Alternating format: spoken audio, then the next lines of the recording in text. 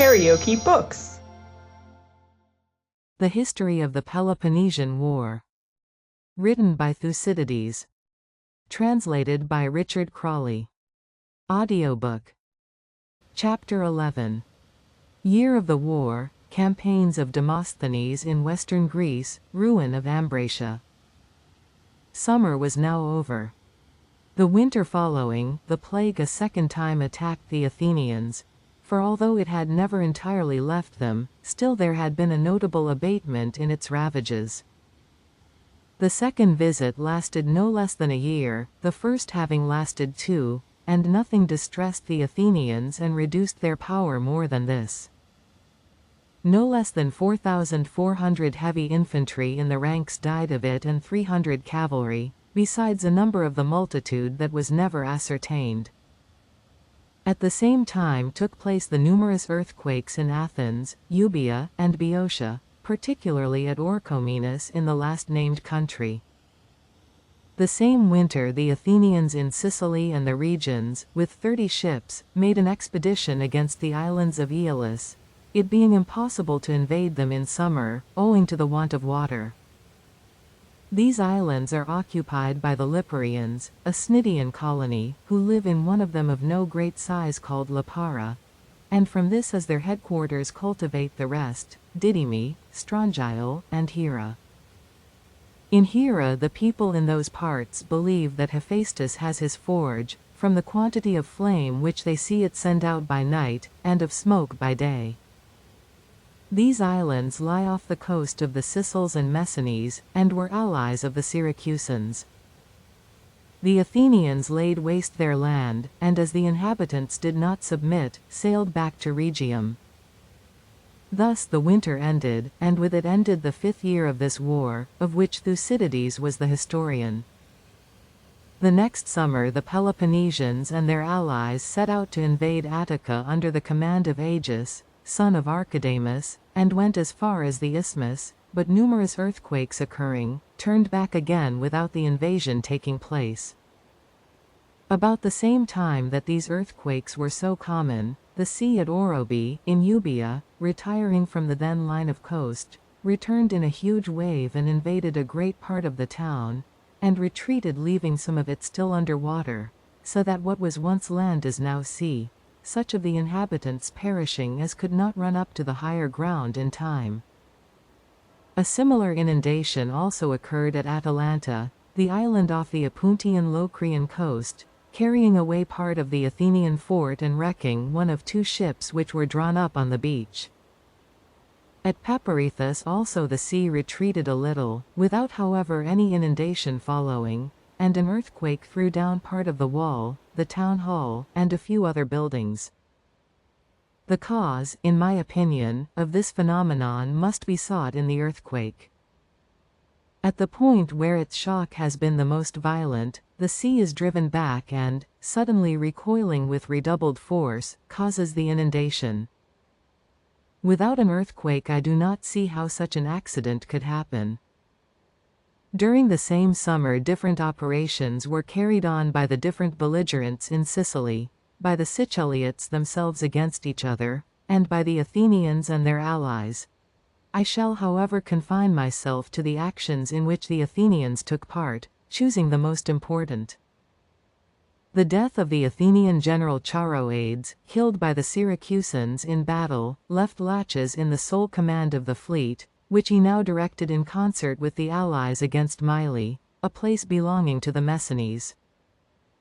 2 Messinese battalions in garrison at Mylae laid an ambush for the party landing from the ships, but were routed with great slaughter by the Athenians and their allies, who thereupon assaulted the fortification and compelled them to surrender the Acropolis and to march with them upon Messina. This town afterwards also submitted upon the approach of the Athenians and their allies, and gave hostages and all other securities required. The same summer the Athenians sent 30 ships round Peloponnese under Demosthenes, son of Alcisthenes, and Pericles, son of Theodorus, and 60 others, with 2,000 heavy infantry, against Melos, under Nicias, son of Niceratus. wishing to reduce the Melians, who, although islanders, refused to be subjects of Athens or even to join her confederacy. The devastation of their land not procuring their submission, the fleet, weighing from Melos, sailed to Oropus in the territory of Graea, and landing at nightfall, the heavy infantry started at once from the ships by land for Tanagra in Boeotia, where they were met by the whole levy from Athens, agreeably to a concerted signal, under the command of Hipponicus, son of Callias, and Eurymedon, son of Thucydides. They encamped, and passing that day in ravaging the Tanagraean territory, remained there for the night, and next day, after defeating those of the Tanagrians who sailed out against them and some Thebans who had come up to help the Tanagrians, took some arms, set up a trophy, and retired, the troops to the city and the others to the ships. Nicias with his 60 ships coasted alongshore and ravaged the Locrian seaboard, and so returned home. About this time the Lacedaemonians founded their colony of Heraclea in Trachis, their object being the following. The Malians form in all 3 tribes, the Paralians, the Hyrians, and the Trachinians. The last of these having suffered severely in a war with their neighbors the Oetians, at first intended to give themselves up to Athens, but afterwards fearing not to find in her the security that they sought, sent to Lacedaemon, having chosen Tisamanus for their ambassador. In this embassy joined also the Dorians from the mother country of the Lacedaemonians, with the same request, as they themselves also suffered from the same enemy. After hearing them, the Lacedaemonians determined to send out the colony, wishing to assist the Trachinians and Dorians, and also because they thought that the proposed town would lie conveniently for the purposes of the war against the Athenians. A fleet might be got ready there against Euboea, with the advantage of a short passage to the island, and the town would also be useful as a station on the road to Thrace. In short, everything made the Lacedaemonians eager to found the place. After first consulting the god at Delphi and receiving a favorable answer, they sent off the colonists, Spartans, and Perioeci, inviting also any of the rest of the Hellenes who might wish to accompany them, except Ionians, Achaeans, and certain other nationalities. 3 Lacedaemonians leading as founders of the colony, Leon, Alcides, and Damagon. The settlement effected, they fortified anew the city, now called Heraclea, distant about 4.5 miles from Thermopylae and 2.25 miles from the sea, and commenced building docks, closing the side towards Thermopylae just by the pass itself, in order that they might be easily defended. The foundation of this town, evidently meant to annoy Euboea, the passage across to Sunium in that island being a short one, at first caused some alarm at Athens, which the event however did nothing to justify, the town never giving them any trouble. The reason of this was as follows. The Thessalians, who were sovereign in those parts, and whose territory was menaced by its foundation, were afraid that it might prove a very powerful neighbor, and accordingly continually harassed and made war upon the new settlers, until they at last wore them out in spite of their originally considerable numbers, people flocking from all quarters to a place founded by the Lacedaemonians, and thus thought secure of prosperity. On the other hand, the Lacedaemonians themselves, in the persons of their governors, did their full share towards ruining its prosperity and reducing its population, as they frightened away the greater part of the inhabitants by governing harshly and in some cases not fairly, and thus made it easier for their neighbors to prevail against them. The same summer, about the same time that the Athenians were detained at Melos, their fellow citizens in the 30 ships cruising round Peloponnese, after cutting off some guards in an ambush at Elomenus in Leucadia, subsequently went against Leucas itself with a large armament, having been reinforced by the whole levy of the Acarnanians except Aenidae, and by the Zacinthians and Cephalonians and 15 ships from Corcyra. While the Leucadians witnessed the devastation of their land, without and within the isthmus upon which the town of Leucas and the temple of Apollo stand, without making any movement on account of the overwhelming numbers of the enemy, the Acarnanians urged Demosthenes, the Athenian general, to build a wall so as to cut off the town from the continent, a measure which they were convinced would secure its capture and rid them once and for all of a most troublesome enemy. Demosthenes, however, had in the meanwhile been persuaded by the Messenians that it was a fine opportunity for him, having so large an army assembled, to attack the Aetolians, who were not only the enemies of Naupactus, but whose reduction would further make it easy to gain the rest of that part of the continent for the Athenians. The Aetolian nation, although numerous and warlike, yet dwelt in unwalled villages scattered far apart, and had nothing but light armor, and might, according to the Messenians, be subdued without much difficulty before succors could arrive. The plan which they recommended was to attack first the Apodocians, next the Ophionians, and after these the Eurytanians, who are the largest tribe in Aetolia, and speak, as is said, a language exceedingly difficult to understand, and eat their flesh raw. These once subdued, the rest would easily come in. To this plan Demosthenes consented, not only to please the Messenians, but also in the belief that by adding the Aetolians to his other continental allies he would be able, without aid from home, to march against the Boeotians by way of Ozolian Lochares to Chaetonium in Doris, keeping Parnassus on his right until he descended to the Phocians, whom he could force to join him if their ancient friendship for Athens did not, as he anticipated, at once decide them to do so. Arrived in Phocis, he was already upon the frontier of Boeotia. He accordingly weighed from Leucas, against the wish of the Acarnanians, and with his whole armament sailed along the coast to Salium, where he communicated to them his intention, and upon their refusing to agree to it on account of the non-investment of Leucas, himself with the rest of the forces, the Cephalonians, the Messenians, and Zacyntheans, and 300 Athenian marines from his own ships, the 15 Corcyraean vessels having departed, started on his expedition against the Aetolians. His base he established at Onion in Lochares, as the Ozolian Locrians were allies of Athens and were to meet him with all their forces in the interior. Being neighbors of the Aetolians and armed in the same way, it was thought that they would be of great service upon the expedition, from their acquaintance with the localities and the warfare of the inhabitants. After bivouacking with the army in the precinct of Nemean Zeus, in which the poet Hesiod is said to have been killed by the people of the country, according to an oracle which had foretold that he should die in Nemea, Demosthenes set out at daybreak to invade Aetolia. The first day he took Potidania, the next Crocyle, and the third Ticium, where he halted and sent back the booty to Eupalium in Lochares, having determined to pursue his conquests as far as the Ophionians, and, in the event of their refusing to submit, to return to Naupactus and make them the objects of a second expedition. Meanwhile the Aetolians had been aware of his design from the moment of its formation, and as soon as the army invaded their country came up in great force with all their tribes, even the most remote Ophionians, the Bomiensians, and Calliensians, who extend towards the Malian Gulf, being among the number. The Messenians, however, adhered to their original advice.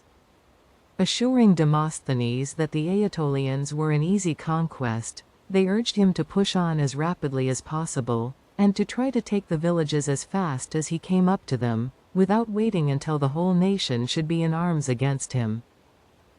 Led on by his advisers and trusting in his fortune, as he had met with no opposition, without waiting for his Locrian reinforcements, who were to have supplied him with the light-armed darters in which he was most deficient, he advanced and stormed Aegitium, the inhabitants flying before him and posting themselves upon the hills above the town, which stood on high ground about 9 miles from the sea. Meanwhile the Aetolians had gathered to the rescue, and now attacked the Athenians and their allies, running down from the hills on every side and darting their javelins, falling back when the Athenian army advanced, and coming on as it retired, and for a long while the battle was of this character, alternate advance and retreat, in both which operations the Athenians had the worst. Still, as long as their archers had arrows left and were able to use them, they held out, the light-armed Aetolians retiring before the arrows. But after the captain of the archers had been killed and his men scattered, the soldiers, wearied out with the constant repetition of the same exertions and hard pressed by the Aetolians with their javelins, at last turned and fled, and falling into pathless gullies and places that they were unacquainted with, thus perished, the Messenian Croman, their guide, having also unfortunately been killed.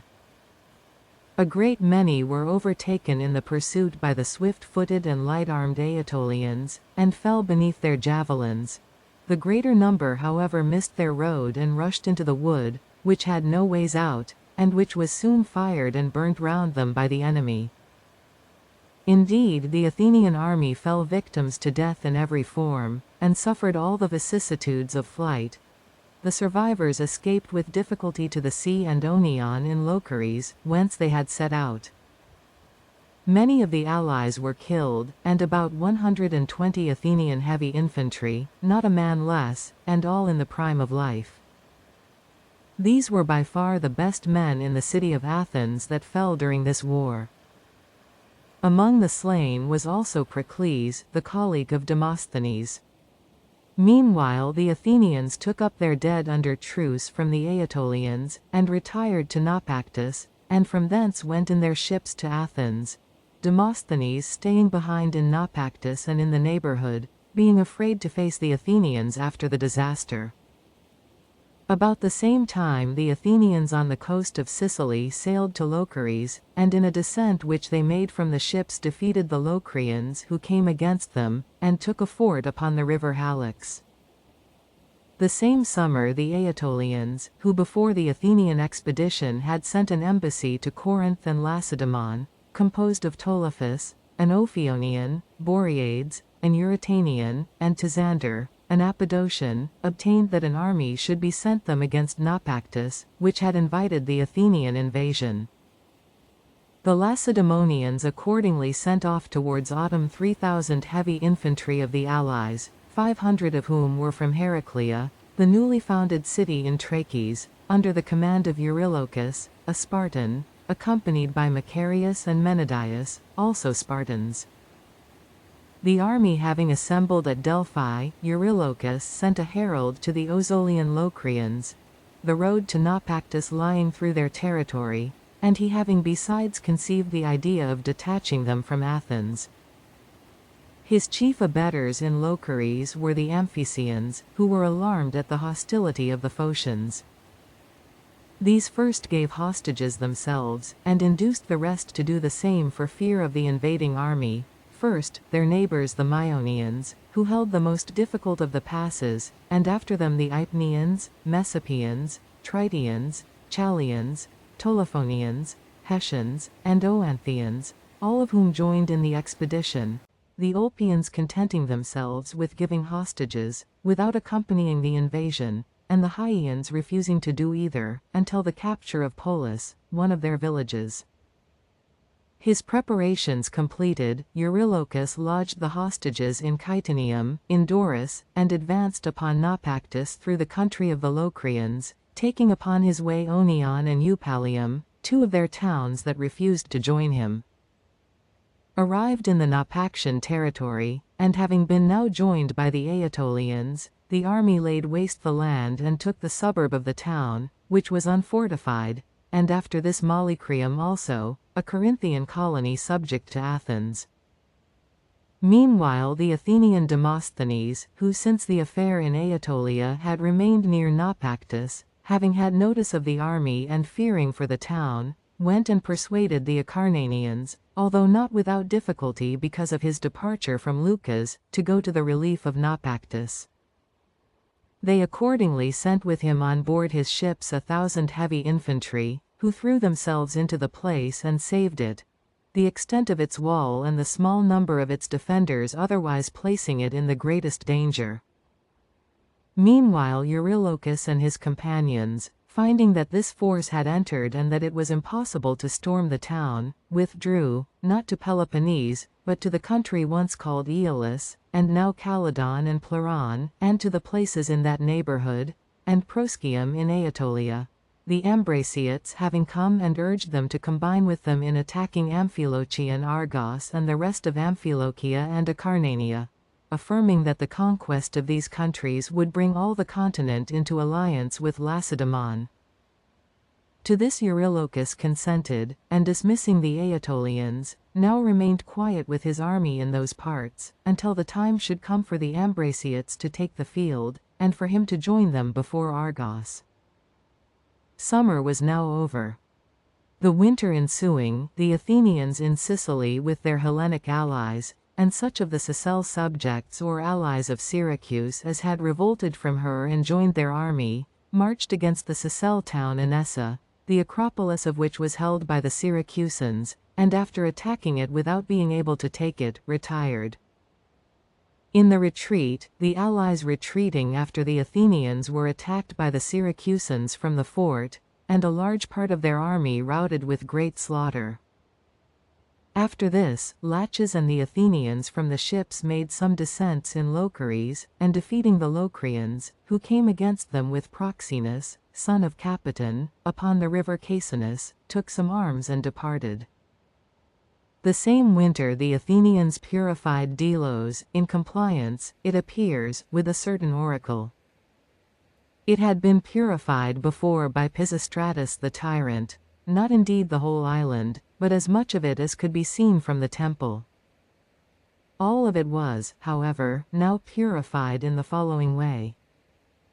All the sepulchres of those that had died in Delos were taken up, and for the future it was commanded that no one should be allowed either to die or to give birth to a child in the island,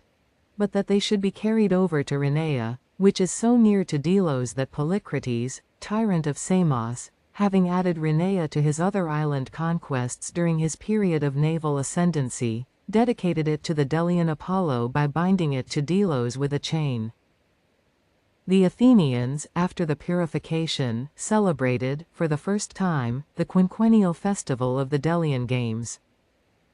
Once upon a time, indeed, there was a great assemblage of the Ionians and the neighboring islanders at Delos, who used to come to the festival, as the Ionians now do to that of Ephesus, and athletic and poetical contests took place there, and the cities brought choirs of dancers. Nothing can be clearer on this point than the following verses of Homer, taken from a hymn to Apollo. Phoebus, wherever thou strayest, far or near, Delos was still of all thy haunts most dear. Thither the robed Ionians take their way with wife and child to keep thy holiday, invoke thy favor on each manly game, and dance and sing in honor of thy name. That there was also a poetical contest in which the Ionians went to contend, again is shown by the following, taken from the same hymn. After celebrating the Delian dance of the women, he ends his song of praise with these verses, in which he also alludes to himself. Well, may Apollo keep you all. And so, sweethearts, good-bye, yet tell me not I go out from your hearts, and if in after hours some other wanderer in this world of ours touch at your shores, and ask your maidens here who sings the songs the sweetest to your ear, think of me then, and answer with a smile, a blind old man of Scio's rocky isle. Homer thus attests that there was anciently a great assembly and festival at Delos.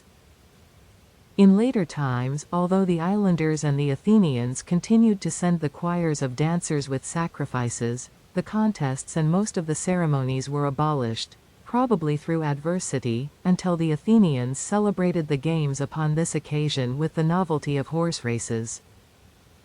The same winter the Ambraciots, as they had promised Eurylochus when they retained his army, marched out against Amphilochian Argos with 3,000 heavy infantry, and invading the Argive territory occupied Olpae, a stronghold on a hill near the sea, which had been formerly fortified by the Acarnanians and used as the place of assizes for their nation, and which is about 2 miles and 3/4 from the city of Argos upon the sea-coast.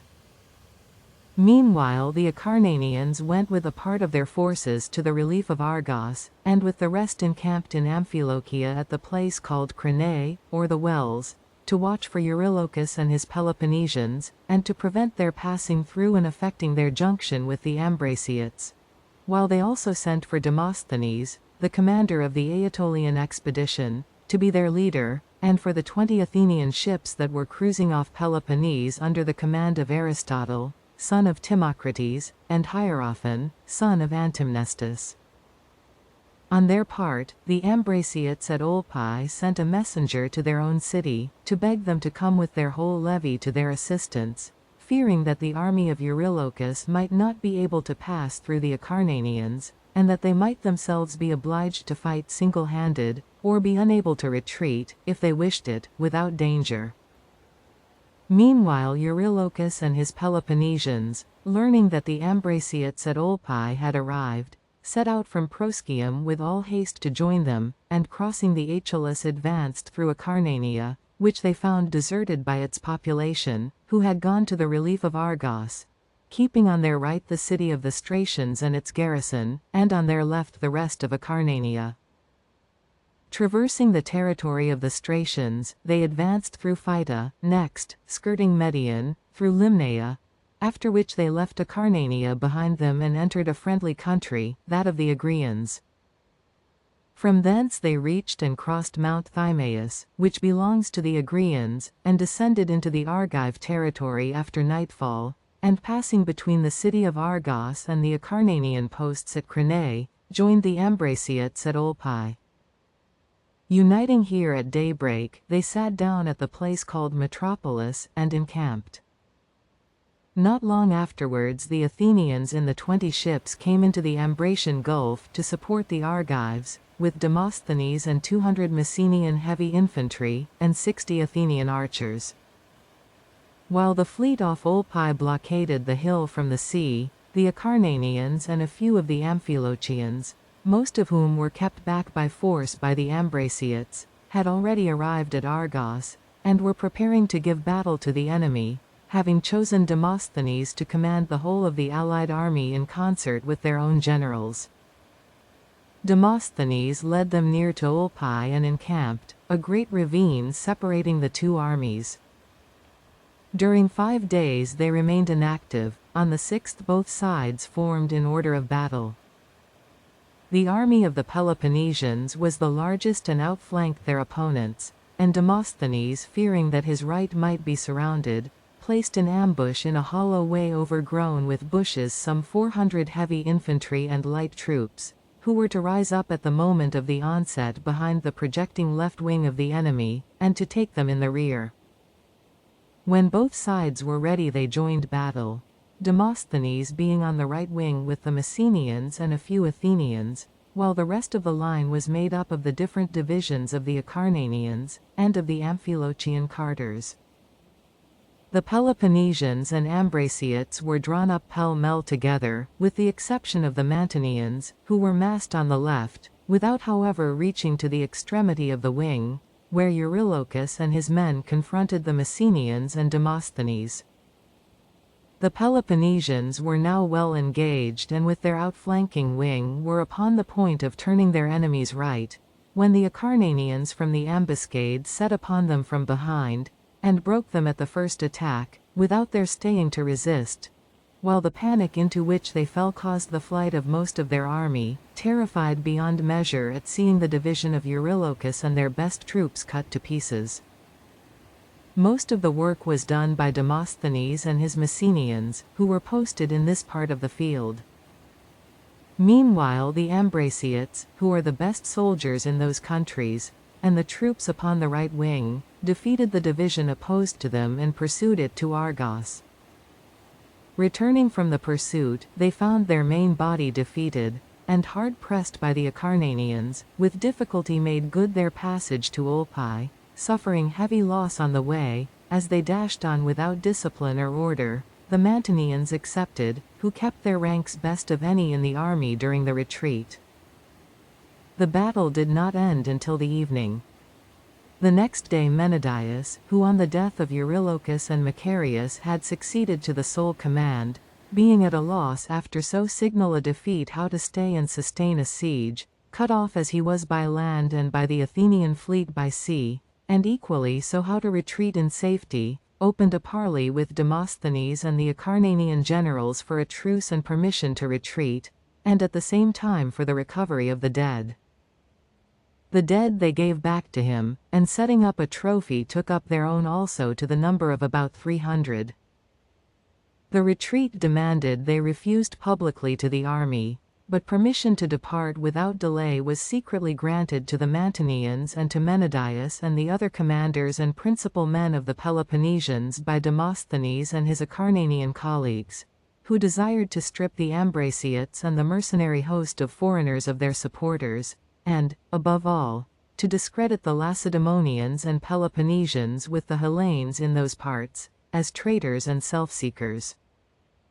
While the enemy was taking up his dead and hastily burying them as he could, and those who obtained permission were secretly planning their retreat, word was brought to Demosthenes and the Acarnanians that the Ambraciots from the city, in compliance with the first message from Olpae, were on the march with their whole levy through Amphilochia to join their countrymen at Olpae, knowing nothing of what had occurred. Demosthenes prepared to march with his army against them, and meanwhile sent on at once a strong division to beset the roads and occupy the strong positions. In the meantime the Mantineans and others included in the agreement went out under the pretense of gathering herbs and firewood, and stole off by twos and threes, picking on the way the things which they professed to have come out for, until they had gone some distance from Olpae, when they quickened their pace. The Ambraciots and such of the rest as had accompanied them in larger parties, seeing them going on, pushed on in their turn, and began running in order to catch them up. The Acarnanians at first thought that all alike were departing without permission, and began to pursue the Peloponnesians, and believing that they were being betrayed, even threw a dart or two at some of their generals who tried to stop them and told them that leave had been given. Eventually, however, they let pass the Mantineans and Peloponnesians, and slew only the Ambraciots, there being much dispute and difficulty in distinguishing whether a man was an Ambraciot or a Peloponnesian. The number thus slain was about 200. The rest escaped into the bordering territory of Agraea, and found refuge with Salinthius, the friendly king of the Agrians. Meanwhile the Ambraciots from the city arrived at Idomene. Idomene consists of two lofty hills, the higher of which the troops sent on by Demosthenes succeeded in occupying after nightfall, unobserved by the Ambraciots, who had meanwhile ascended the smaller and bivouacked under it. After supper Demosthenes set out with the rest of the army, as soon as it was evening, himself with half his force making for the pass, and the remainder going by the Amphilochian hills. At dawn he fell upon the Ambraciots while they were still abed, ignorant of what had passed, and fully thinking that it was their own countrymen, Demosthenes having purposely put the Messenians in front with orders to address them in the Doric dialect, and thus to inspire confidence in the sentinels, who would not be able to see them as it was still night. In this way he routed their army as soon as he attacked it, slaying most of them where they were, the rest breaking away in flight over the hills. The roads, however, were already occupied, and while the Amphilochians knew their own country, the Ambraciots were ignorant of it and could not tell which way to turn, and had also heavy armor as against a light-armed enemy, and so fell into ravines and into the ambushes which had been set for them, and perished there. In their manifold efforts to escape some even turned to the sea, which was not far off, and seeing the Athenian ships coasting alongshore just while the action was going on, swam off to them, thinking it better in the panic they were in, to perish, if perish they must, by the hands of the Athenians, than by those of the barbarous and detested Amphilochians. Of the large Ambraciot force destroyed in this manner, a few only reached the city in safety, while the Acarnanians, after stripping the dead and setting up a trophy, returned to Argos. The next day arrived a herald from the Ambraciots who had fled from Olpae to the Agrians, to ask leave to take up the dead that had fallen after the first engagement, when they left the camp with the Mantineans and their companions, without, like them, having had permission to do so. At the sight of the arms of the Ambraciots from the city, the herald was astonished at their number, knowing nothing of the disaster and fancying that they were those of their own party. Someone asked him what he was so astonished at, and how many of them had been killed, fancying in his turn that this was the herald from the troops at Idomene. He replied, "About 200, upon which his interrogator took him up, saying, 'Why, the arms you see here are of more than 1,000. The herald replied, "Then they are not the arms of those who fought with us." The other answered, "Yes, they are, if at least you fought at Idomene yesterday. But we fought with no one yesterday, but the day before in the retreat. However that may be, we fought yesterday with those who came to reinforce you from the city of the Ambraciates." When the herald heard this and knew that the reinforcement from the city had been destroyed, he broke into wailing and, stunned at the magnitude of the present evils, went away at once without having performed his errand, or again asking for the dead bodies. Indeed, this was by far the greatest disaster that befell any one Hellenic city in an equal number of days during this war. And I have not set down the number of the dead, because the amount stated seems so out of proportion to the size of the city as to be incredible. In any case, I know that if the Acarnanians and Amphilochians had wished to take Ambracia as the Athenians and Demosthenes advised, they would have done so without a blow. As it was, they feared that if the Athenians had it they would be worse neighbors to them than the present. After this the Acarnanians allotted a third of the spoils to the Athenians, and divided the rest among their own different towns. The share of the Athenians was captured on the voyage home. The arms now deposited in the Attic temples are 300 panoplies, which the Acarnanians set apart for Demosthenes, and which he brought to Athens in person, his return to his country after the Aetolian disaster being rendered less hazardous by this exploit. The Athenians in the 20 ships also went off to Naupactus. The Acarnanians and Amphilochians, after the departure of Demosthenes and the Athenians, granted the Ambraciates and Peloponnesians who had taken refuge with Salinthius and the Agrians a free retreat from Aenidae, to which place they had removed from the country of Salinthius, and for the future concluded with the Ambraciates a treaty and alliance for 100 years, upon the terms following.